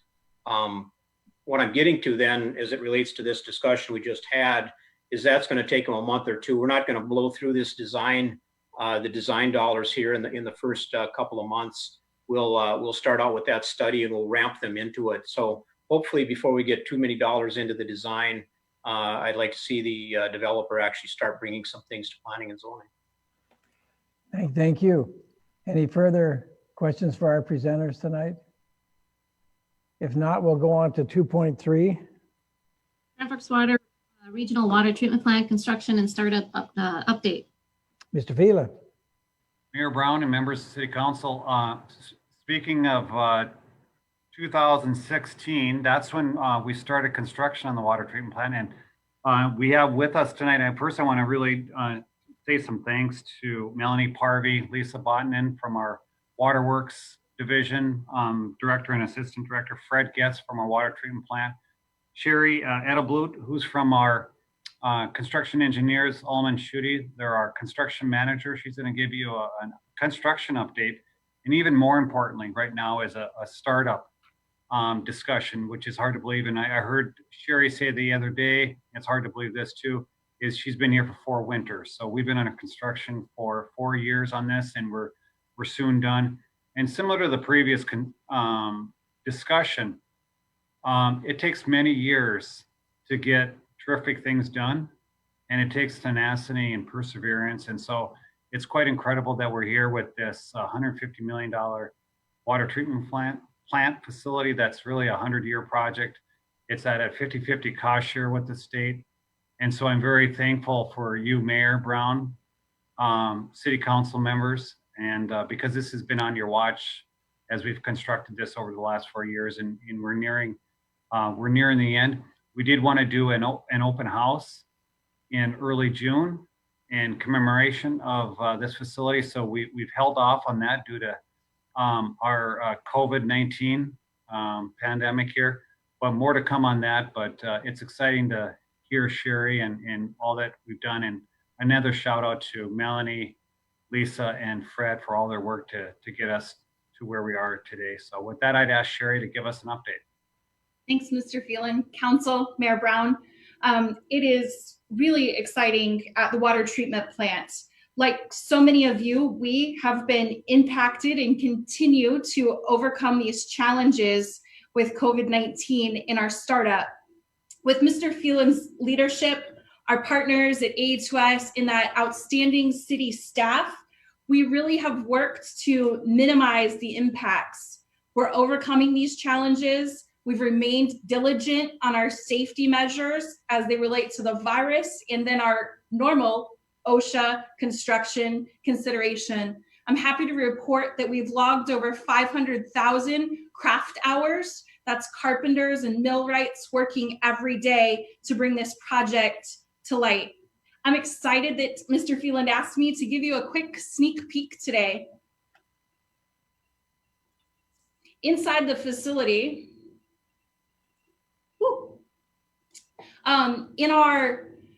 there's a lab and an office portion to the facility. I'm happy to report that city staff has started moving in. Copiers have been arriving, file boxes, and the lab staff has started moving in all of their equipment. It's a fully functional office that they're moving in on. In our pre-treatment area, we've held all of our testing for that particular treatment train. We've held owner training, and so we've kind of cleaned up that area, and it's looking less like a construction site and more like a treatment plant. I'm happy to report that we've received several deliveries of our lime, and our lime equipment is fully commissioned and ready for operation. In our complex filter gallery, it's not only tested, but now it's been painted, labeled, and yes, all of those colors mean something different. That's different water. The city staff has received treatment chemicals. Here they're offloading some cylinders. And then all of those dosing pumps have been checked out and ran through their paces. The plant air has hundreds of valves, and that system is fully operational. Our generator, our fire alarm system, are all operational. We've been inspected. And so in closing, I'll tell you that we've really maintained as focused as we could. We've overcome the hurdles to the best of our ability. And Mr. Phelan has really given us a great water staff. They've illustrated their flexibility and creativity through startup and training. And all the while, the city has maintained a very conservative approach to our testing. We're in this crucial time where it's important that we not skip steps. We've had continual plans and contingent plans. So as far as testing, we've been testing little blocks of the treatment process, I'm happy to report that we're in the stages of putting those little blocks together to add on to each other. So we're ongoing, extensive running and robust testing all through automation. Mr. Phelan, that's all I had for you today. Thanks for having me. And if there's anything else I can answer, I'd love to. Mayor Brown, maybe, Sherry, maybe you're reserved on giving us this date, but do you anticipate us delivering water out in the distribution system in June from this water treatment plant? I would say that's highly likely. But what I'll also tell you is we're only going to push to distribution, at the city's discretion when our water quality and when our testing is suitable and ready to do so. But I feel like that should be, Mr. Phelan, in the next 45 or so days. Thank you, Sherry. And Mayor, one last comment. We're probably, once we're successfully able to execute the delivery of treated water into our distribution system from this new plant, then we'll turn our focus to the current and the old water treatment plant, hopefully by then, and regarding redevelopment. I know Councilmember Mock wanted us to ensure that we had neighborhood meetings. We got further feedback. We certainly have some concepts what to do. So we will turn our attention then this summer to look at redevelopment strategies because there will be some demolition, those sorts of things. But we'll take some time and we'll focus on the matter at hand of let's get one thing accomplished too, which is the most important thing. This is something we're delivering and people are consuming, our citizens are consuming. So this is of the most important things that we do. This might be the most important thing that we do. So we want to make sure we do that right. And then we will turn towards redevelopment. So more to come this summer. Let's be successful in the first step with that. So I think with that, Mayor Brown, I'm sure Sherry and others, and I think Melanie might be in the sidelines to answer any questions you may have. Any questions for our presenters tonight? Well, this is exciting news and congratulations, everyone. Next, we'll go to 2.4. Census update. Mr. Brooks. Thank you, Mayor. I just want to give a real brief update.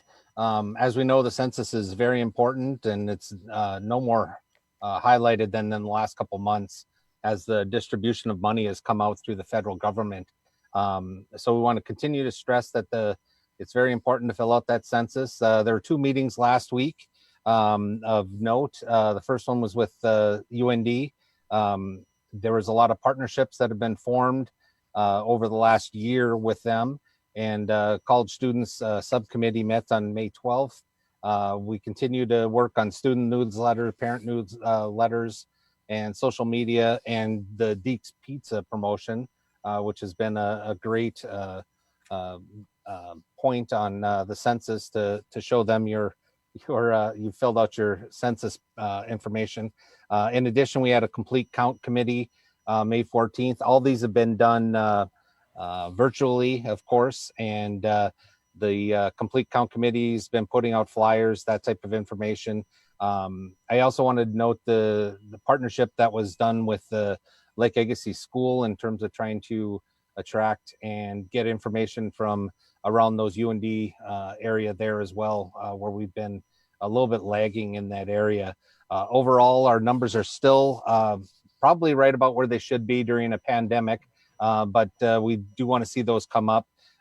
This week, there's an airbase subcommittee meeting as well, and hoping to get our numbers up there as well. So with that, census deadline is the end of October, and I'll stand ready for any questions that you may have. Any questions for Mr. Brooks? Well, every person counts, so it's important we count every person. Thank you. Next, we go 2.5. Nation for Oncology Nursing Month. Proclamation Oncology Nursing Month, May 2020. Whereas oncology nurses are committed to providing quality oncology care, and oncology nurses have demonstrated excellence in patient care, teaching, research, and administration, and education in the field of oncology nursing. Oncology nurses endeavor to educate the public in the prevention and treatment of cancer. Now, therefore, I'm Michael Brown, Mayor of Grand Forks, North Dakota, hereby proclaim May 2020 as Oncology Nursing Month and urge all residents to join in observance and participate in activities to recognize the special contribution oncology nurses provide to the public. Next, we'll go to item 3. 3.1 is determination of insufficiency of protest on the following project. Project number 8212, District 750, paving for South 19th Street and 44th Avenue South. We have received no protests on this project. I'll open 3.1. And in regards to the public hearing, no public comments have been received on this. So I'll close the public hearing. Council action on 3.1. Move approval. Mr. Vian motions, Mr. Sandy seconds. All in favor, say aye. Aye. Aye. Opposed? Carries. Thank you. Item 4, action items. Who would like action items pulled for discussion? I will pull 4.0 and 4.4. Any other action items to be pulled for discussion? That leaves 4.1, 4.2, 4.3, 4.5, 4.6, and then that's it. So need a motion in a second. So moved. Who say that again? Oh, I move for approval of the Ms. Marshall, items. Ms. Marshall motion, second, Mr. Sandy. All in favor, say aye. Aye. Aye. Opposed? Carries. Thank you. 4.0. Defined benefit pension plan annual actual report with the summary attachment as well as valuation report and presentation. And Mayor Brown, if I could just speak to this item. Please. Mayor Brown, President Sandy, members of council. So as stated, this item is in regards to the pension contribution, which comes to you for your approval. We decided to pull this item because this item did come to pension committee, which meant on April 20th.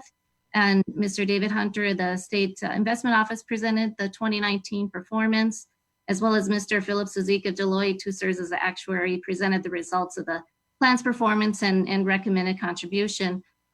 This, as a reminder, is in regards to the city's defined benefit pension plan, which is a closed plan with no hires going in there from 1/1 of 96. Some of the items discussed included during the committee meeting, the mortality table that is used for assumptions going forward, as well as the assumed rate of return. As far as 2019 performance, I did send an email out with summarized highlights, and it's also attached with this agenda item. But some of those items, the rate of return for 2019 was 17.7%, which was net of fees. The market value of the assets increased from 66 million to 74.6 million, with the actuarial value of assets increasing from 69.8 million to 71.8 million. The difference between the market and actuarial value is just due to the smoothing of asset gains and losses over a 5-year period, which produces a smoother contribution pattern. For instance, the 2019's gain will be smoothed over 5 years. If we were to realize a loss in 2020, the same principle would be used, and that would be spread over 5 years as well. The actuarial value is the value used in computing the funding ratio, which is currently 72%. If this were based on market value of assets, we'd show 75% funded with the plan. We're now at 15 years left of the 30-year amortization period to fully fund this plan. Total recommended contribution is $3,505,780, which is within your total budget of $3,525,007. That's across all funds. This included an assumption change that the committee discussed to bring it down from 7.5% to 7.25%, which will follow consistent with what the state had done with that plan. In the end, we still pay approximately same as what budgeted, but this change in assumed rate of return does bring the plan more conservative. I'm available for questions, but we would look for a motion to approve to make this recommended contribution. Any questions for Maureen? Mr. I'll move Sandy. approval. And then Mr. Weber seconds, and Mr. Sandy motions, Mr. Weber seconds. Any further comments? I'm sorry, I don't motion. I Oh. have a comment. Oh, your finger went up, so I assume, Yes, sir. I'm sorry. Yes, So- no, I'm sorry. I'm trying to understand, Ms. Storstad, of that 505,780 million, how much of that is for current monies due to the pension, and how much is it to make up the previous shortfall? Sure, good question, Mr. Sandy, members of council. So basically, 2.8 million of that is to fund the unfunded share, and about 700,000 is your current. Current, so 2.8 million. And that 2.8 million, approximately 70% of that comes from the general fund, correct? That is correct. This contribution of just over 3.5, it's about around 70% of this is from general fund employees. So if we were to simply fund the 700,000 that we need to keep the fund whole for this year and save the extra 2.8 million, we're simply, by not funding that this year, we would add at least an extra year onto the end of the 15-year span in order to get us back to whole. Is that a fair assumption? Mr. Sandy, members of council, it would have, I guess I don't have the projection pattern based on projected contributions if we were not to pay in this share of that unamortized amount, but it would, I would assume, have a compounding effect going forward of increasing recommended contributions going forward to try to fully fund that plan. Sure, but if we were to, so we put together a 30-year plan. If we decide that we're going to change the plan now and go to a 20-year plan from today, we would simply need to re-amortize and put together a new payment plan. No, because of the word compound. It's a basic compound interest model. I understand how compound interest Of course works. you do. We Right. can today, we can say, how much do we totally owe right now? How much are we in deficit, Ms. Dorstead? The unfunded portion is 28 million. It's 28 million. So we can say, let's do a 28-year plan. And we start with $1 million today. Next year, it's a little more than $1 million. The year after that, it's a little more than $1 million. Over the course of 28 years, you pay whatever it is, $38 million or whatever. I'm just bringing up I'm trying to make the point. I'm not suggesting, actually, I am a little bit thinking that we should delay this year's payment, hoard our 2.8 million, because adding an extra year on the end of this, maybe that 2.8 million in the very last year might be $4 million. We're in a much better position, hopefully 16 years from now than we are today. And so I believe, yes, compound interest, it would definitely cost us more money. We And I don't believe know what's going to happen next year. We don't know what the budget's going to look like. And having 70% of $2.8 million at our disposal to help us with a budget shortfall for next year, I would believe is as prudent as funding the shortfall in the pension plan. Nobody's going to go without getting their pension payments. Nobody's saying that's going to happen. I believe that if push came to shove and we had a shortfall, everyone on this Zoom meeting would make sure that that happened. I'm just throwing out the concept that perhaps this might be the 1 year. I realize we put in a 30-year plan. This might be the 1 year we say, hey, maybe we should take a break from funding this year's delinquent obligation and add a year at the end. That's all. Yes, Ms. Storstead, I'm sorry. Thank you. Ms. Dorstead. No, that's no problem. Mr. Sandy, members of council, I do believe it would add more than 1 year at the end. I want to be careful to go against the recommendation of the actuary regarding the plan and conversations that we have had previously with rating agencies such as Moody's. They do look favorable upon us that we are fully funding the recommended contributions, and it is a conversation that we have each year with them, and have gotten positive feedback for putting actually a little bit more, if we had the budget allow for it, than what had been recommended in contributions. So I understand. I'm aware of that because I was the one that made the motion last year to pay more last year, which is why I'm also the one that thinks this year might be the year not to pay it in full. That's all. And I'll throw it out. I'm not going to make that motion. I'll throw it up for discussion. Thank you, Mr. Mayor. Thank you. Any further discussion, Mr. Weber? Yeah, these are unprecedented times. And so it's important to have that kind of open conversation. And that's one of the conversations that was held in the pension committee. And this is the recommendation for the pension committee. And I'll move approval of the recommendation as it stands. Thank you. So we have a motion. Do we have a second? I'll second. Ms. Marshall. Any further discussion? Hearing none, all in favor say aye. Aye. Aye. It looked like Ms. Mock had a question first, perhaps. Oh, I didn't see. Ms. Sorry. Mock, do you have further discussion? Yeah, Ms. Dorset, we're not the only city in these times. Do you know if other cities will be proposing something similar to what Mr. Sandy is suggesting? If that's something that a recommendation may be made, or are there other options where you have to fund that deficit? I guess I don't know. I don't have the expertise other than to listen to the experts on that, but I can't imagine a lot of cities or counties aren't asking a similar question. Ms. Dorstead. Yeah, Ms. Mock, members of council, I'm not aware at this time of other municipalities that are paying in a smaller or taking a year off of funding the unfunded liability. I would just state that I know there were a few years past where we did not pay in the full amount that was amended, and it did have an impact on the funding status of the plan. So we've been playing a little catch up on it over the period of time.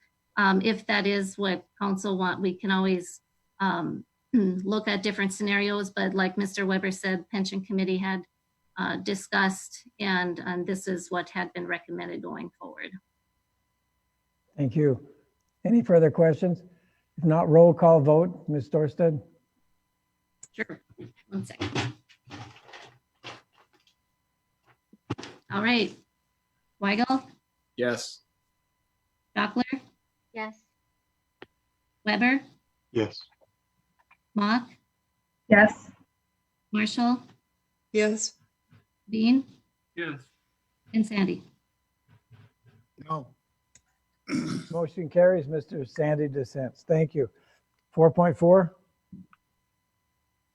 Design engineering service agreement for the city project 8217, new interim sanitary lift station number 48 in Force Me. Mr. Grasser. Thank you, Mr. Mayor, member City Council. As I mentioned here earlier, President Sandy had we got us thinking last week about the differences between an interim station and permanent station. And a lot of the comments that we had, we were going off of the analysis that we had done with other interim stations with the strategic growth infrastructure areas. And there may be some things that are a little bit different here. We did some of our own, we challenged ourselves a little bit in-house. Bottom line is what we would like to do is, along with this study, is a bit of a preamble where we have Webster Foster Weston actually pencil up in more detail some of those costs and show some of the pros and cons of doing an interim versus a permanent. And part of that comes back to the city, how rapidly we think this area may grow. The quicker we think it's going to grow, the more sense it makes to go permanent rather than interim. So anyway, I just wanted to mention that we would like to add that to the scope of work to this study. Thank you. Council comments or questions? If not, we need a motion. Mr. Mayor, I'll Excuse move me. approval. Mr. Sandy, motion second. Ms. Marshall. Mr. Weigel. Yeah, I just had a question, Oh, and then Mr. Mr. Grasser. With your recommendation to amend the scope, would that be an additional dollar amount, or are we looking at a similar contract? Very good question. At this point, we're not looking at amending the contract. I'm hoping that we can make some of this up in the basic design features, but we won't know that until they get kind of towards the end anyway. So right now, we're not asking for a change in the dollar amount, but I'm not guaranteeing it won't change by some amount. This type of analysis, I don't envision is going to be particularly costly. All right, I think it will be helpful. Thank you. Further comments?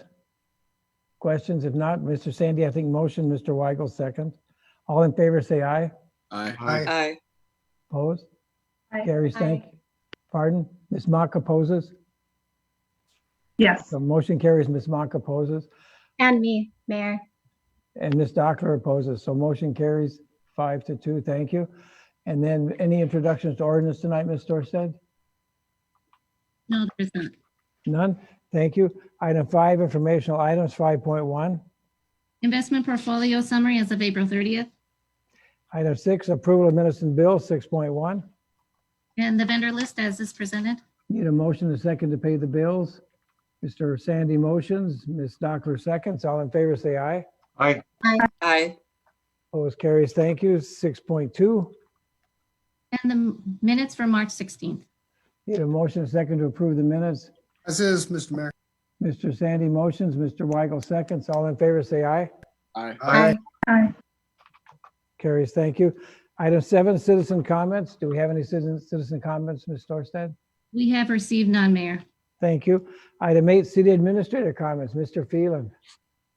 Mayor Brown and members of City Council, I just want to give you a heads up that I have been working with Meredith Richards and the community development team. So we're looking at, you spoke earlier, coming out of this pandemic, we have a real opportunity to diversify our economy here in Grand Forks. And if you listen to the Growth Fund, thank you, Chair Weber, there was lots of exciting projects coming out of there. I want to mention a few other things. Number one, we are highlighting some of the Bank of North Dakota has come out with some new programs that are going to fill some important niches beyond what the Federal CARES Act has provided. So we're continuing to monitor that, working with our partners at the Economic Development Corporation.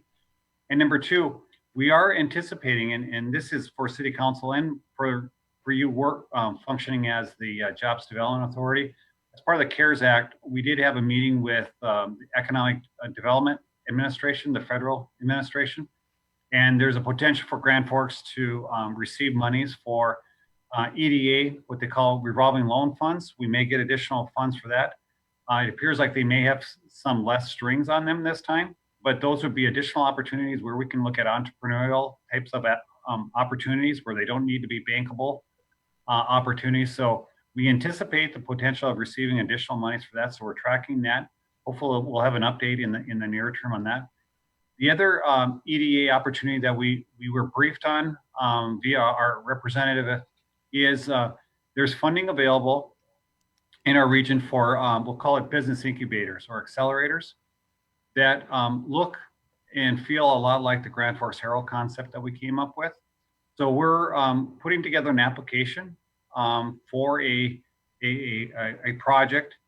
Right now, there's, I'm going to say around $70 million in our region, up to $3 million in construction equipment grants. So we're going to put together an application for that.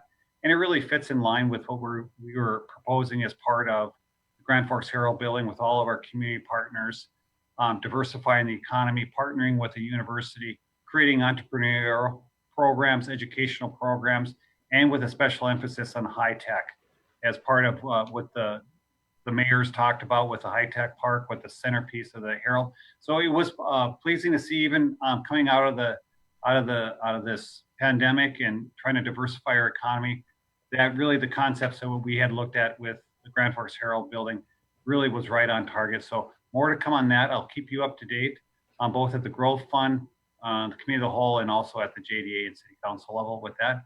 And then Mayor, one more shout out.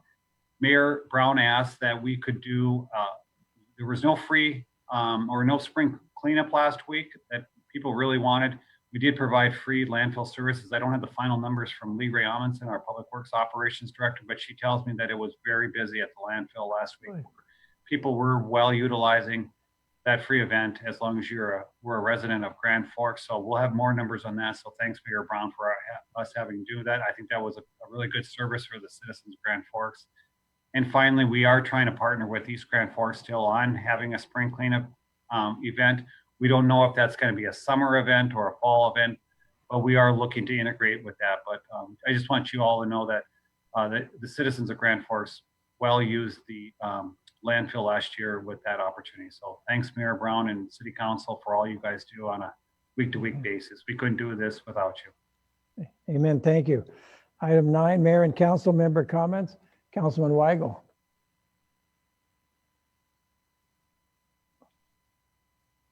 You're muted. I knew I was going to do it at least sometime. Just real quick, ballots are coming out, so people, you can start voting. Throw a stamp on them. Make sure you mail them back. But that's all I have. Well, thank you. Ms. Dockler. Nope, just echo Councilman Weigel. Please vote. It's as easy as getting a ballot and sticking it in the mail to determine the future of Grand Forks. It's so important. It really is a pivotal election, and I understand one stamp will do it. So, and then Councilman Weber, No, thank you, Mr. Mayor. and then Ms. Mock, Nothing. Ms. Marshall. Just a reminder to please fill out your census and do that sooner than later. And also a deep apology to Chief Lorenz for garbling your name earlier. Must have been a senior moment. Thank you. Councilman Vice President Vian. Just going to follow up with something that we had talked about earlier. Just wanted to put a kind of shout out for but Mr. Weber and the work that his committee, especially Phil Giese, has been doing for some state-of-the-art type of work that's being done. Very impressive, and that's going to be very impactful for us in the long run. So thanks. Thank you. Council President Sandy. Well, Mr. Mayor, yes, I certainly would encourage people to vote. I voted for Councilman Weigel 8 times today, so I sure hope that gives him a head start. Of course I didn't. Mayor, I wonder if we shouldn't have a strategic thought process meeting of this group to think about development strategies for the city of Grand Forks. I feel like we're a little bit ad hoc, although I think in general, you've been leading the way on encouraging infill development, and I think we should continue to encourage infill development. But I know that there are other areas of town that could use some incentives. North end of Grand Forks, Gateway Drive area, for example, I think would be prime redevelopment area. And so I think that would be a prime area for incentives such as TIFs, if we can encourage redevelopment in that area. But of course, that's just my opinion, and I'm interested in other people's opinion.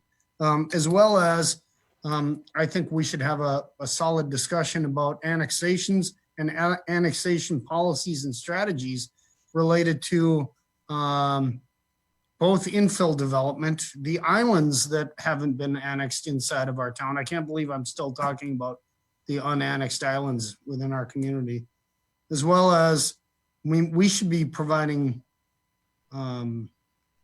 guidance for the Planning and Zoning Commission regarding annexations. For example, on this south end development, south of 62nd, if they come forward, if the city of Grand Forks is going to invest $5 million in infrastructure, and they come forward and ask to annex eight lots into the city of Grand Forks, I think every taxpayer in our community should jump up and down and ask us what in the world we're doing.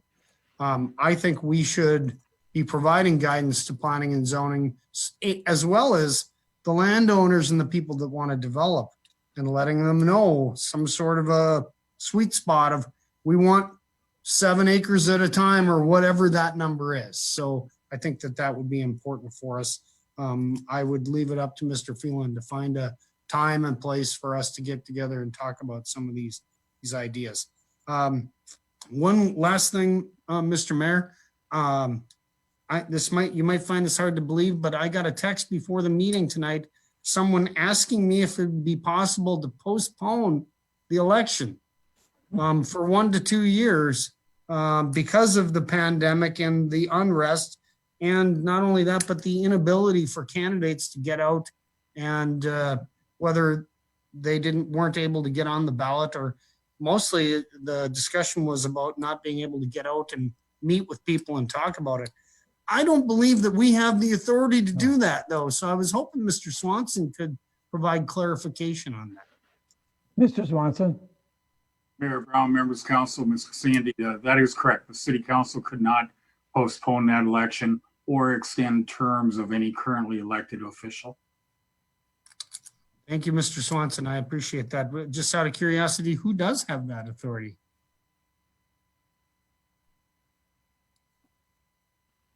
You're Sorry. muted, Mr. Swanson.